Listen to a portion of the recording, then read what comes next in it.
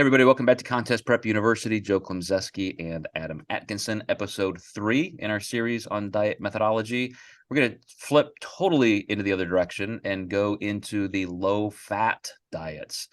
And I have to admit, Adam, just looking at the physiology of metabolic science, how our bodies liberate lipids into the bloodstream to use as energy, the lower you push fat, if you have enough fat on your frame, your body composition has the body fat to lose, you can get a lot of momentum by moving your fat intake low enough and then allowing your body to then need more fat as that alternative energy substrate, specifically because once minimum protein requirements are met, we know carbohydrates have a higher thermic effect. They're more anabolic, they're more metabolic. Certainly fat intake outside of a few small functions that it provides, when we don't have enough fat on our bodies, the carbs just do a better job.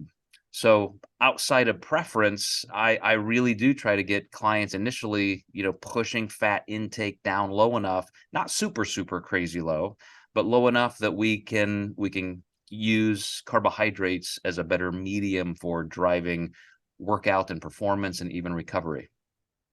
Yeah, I'd even say I'd beg to give a few more protein grams and fat grams if I can, depending on the metabolism of the person. I think that right now our industry is very hormone focused. And, I've obviously done a lot of research and developed my craft with that. But people seem to think that you can prep without any hormonal suppression. That's not the case at all. It's having a coach who can pull you out of that hormonal suppression. And then another thing I see people saying are, well, if I have high fats, I won't suppress my hormones. Well, that's not how it works. It's not part of how the HPTA works. And, you're not going to be able to avoid the stress of a contest prep to, get low enough body fat levels. So, fat is one of the most, I guess, sensitive macronutrients to a lot of people. If they'll immediately say my fats are too low.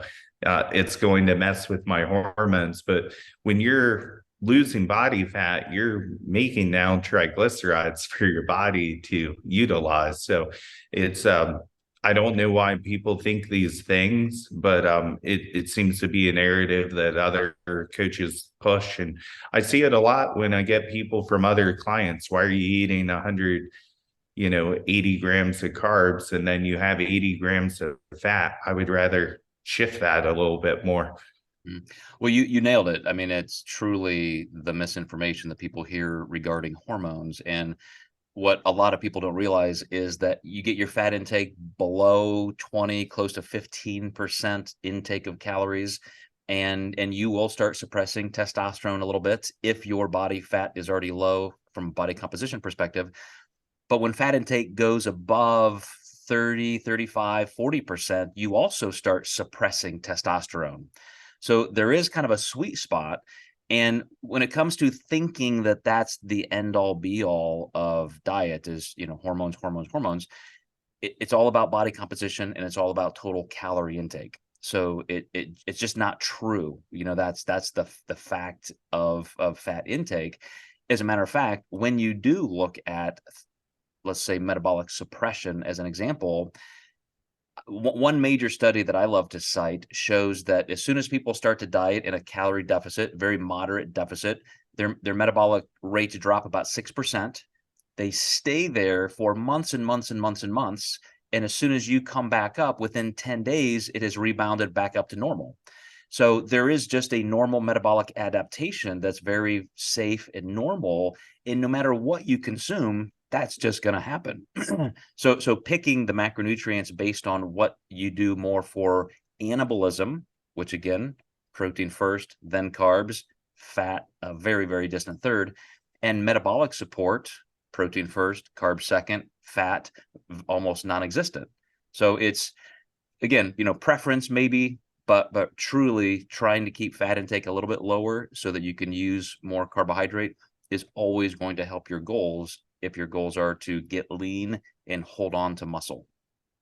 Yeah, absolutely. You can always up those fats at the end of the prep just a little bit too, which seems to work out for a lot of different reasons too. Digestion usually slows a little bit for people. So there's, a lot of reasons where a little bit of a taper up at the end can be utilized.